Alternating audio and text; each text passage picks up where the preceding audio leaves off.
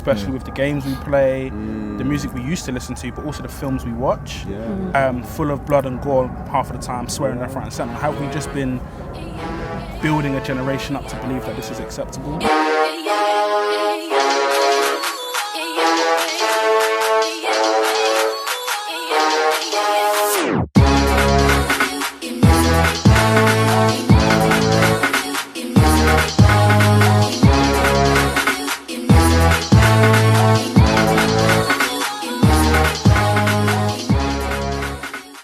So drill music, is it saving more lives than it takes, or is it taking more lives than it saves?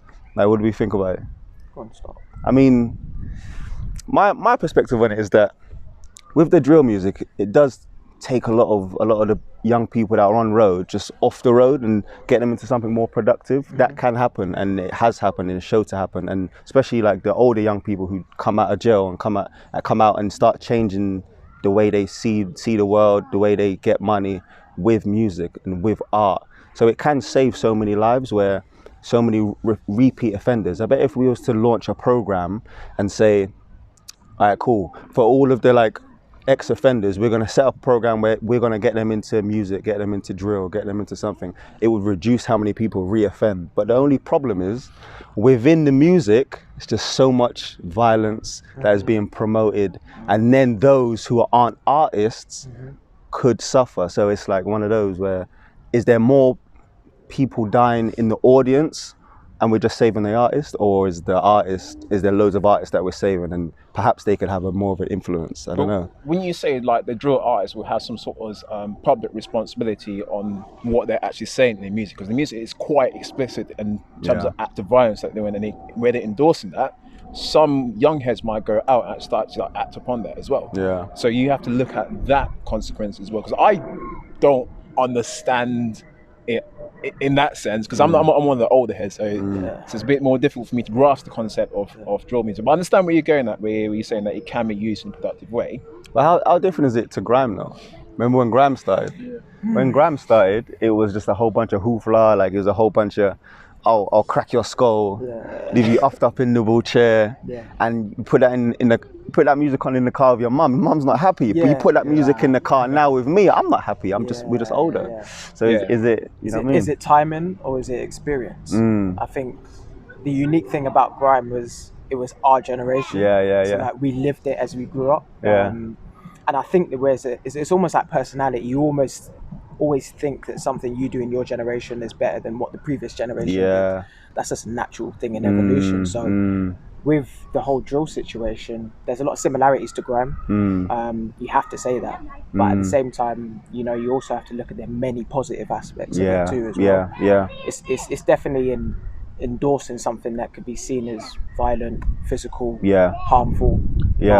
But isn't that's what the people in the government is going to see in terms of when they're trying to police this, and putting blocks on grime? But that won't change. That won't change. They'll always see it in that way. And I think what a guy from Fit Drip sort of alluded to was that the young people are getting more involved in harder drugs now, which is obviously influencing their mind, influencing their behaviors, influencing their decisions. And then when you couple that with all of their stars and their idols talking about kill him, kill this, kill that, shoot that, it's different compared to when we was younger. It wasn't hard drugs like that, and for most of us, it wasn't drugs anyway.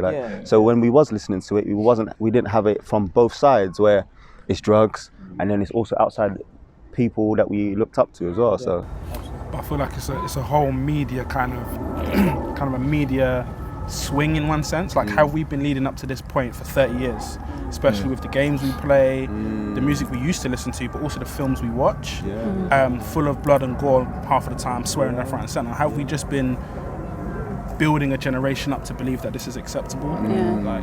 But I mean, I guess the difference back then would be that we was always sort of told that this is art, and anything's sort of accepted in art. It's like that sort of comedian thing, like comedians can go on an interview and say anything really because they got the comedian card. And with something like a mural that you'd go see in an art gallery when everyone's dead apart from one person, it's just hella blood, it's just art.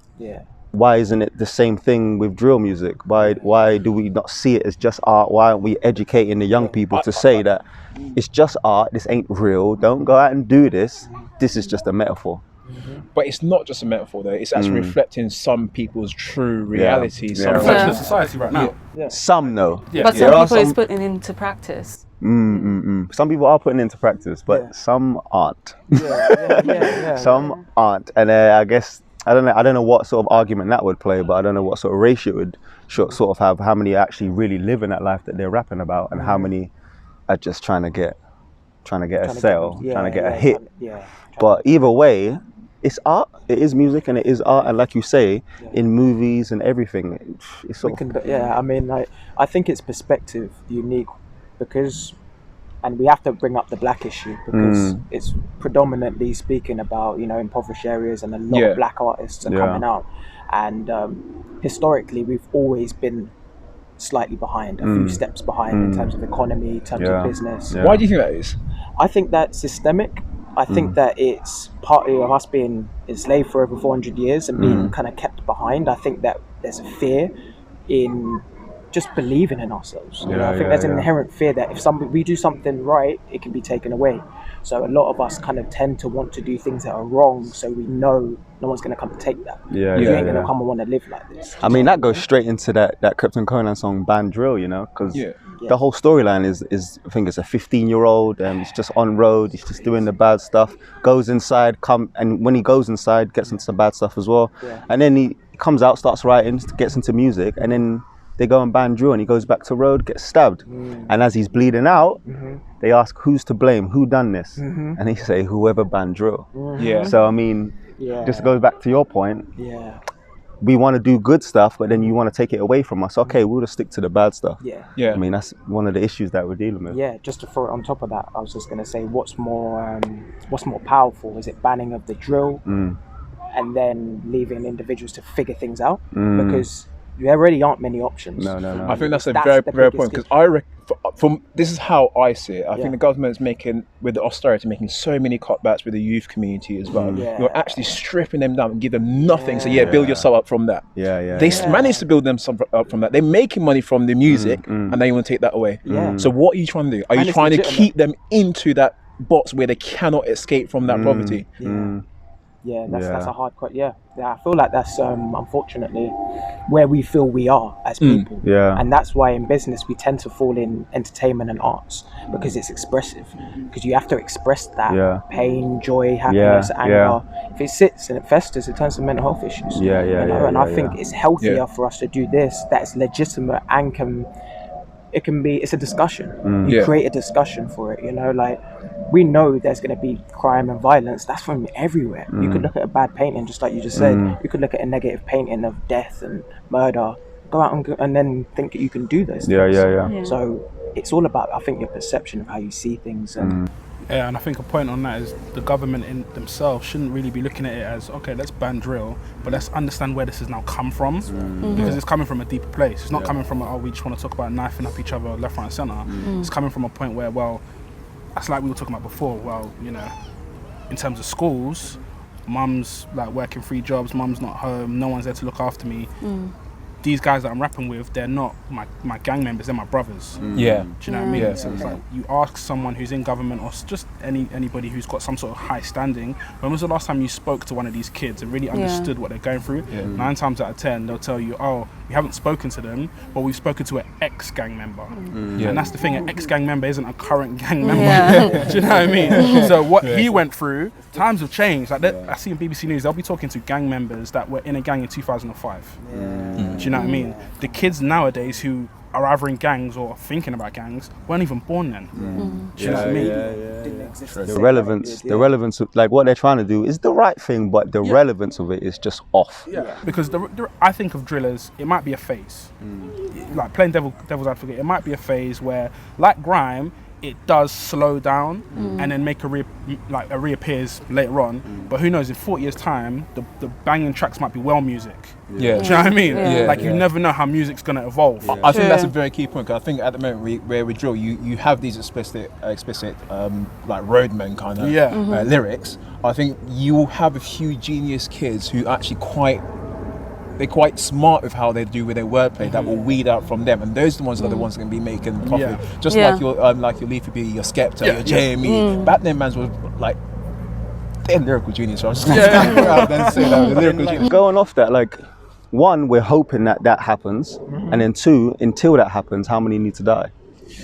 Yeah. You know what I mean? Yeah, I know what you mean. It's like you don't ever want to do something that you believe is going to lead directly to crime. Yeah. Like, ever. Like, you know, that is why a lot of us, I think, move into music, because it's something where it's away from physical violence, from individuals that you don't really want to associate with. Yeah.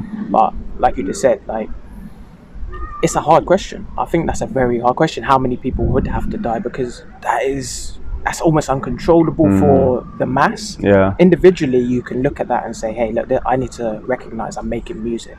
You know, the things I say affect people. Yeah. And that's when I think you find a way to still tell your story, but you just do it with more respect, more understanding for, you know, your community, your people, and where it might eventually go. You're on the stage and the world is watching. Yeah. The world is watching. Even And loads of people are influenced by it. Yeah. exactly. Yeah. And but like what we're also asking people to do, or asking the drill artists to do at young ages, you know, they're really young, man. We're asking them to say, all right, cool, go and be a role model for people who are like 1 year below you.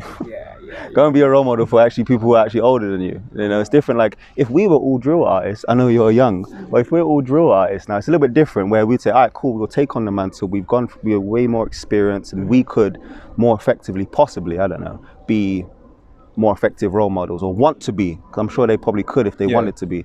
But at 19, 21, at 17, 18, 19, you're just thinking about, all right, cool, I've seen where my parents have gone, and I'm trying to break that mold, and the way I'm going to break that mold is through money, and the way I'm going to make this money is to rap about this gangster. Yeah. Forgetting about who it impacts. Yeah. Because what it will do, it will bring more money into my family, and it will impact my family, forgetting that I'm a role model.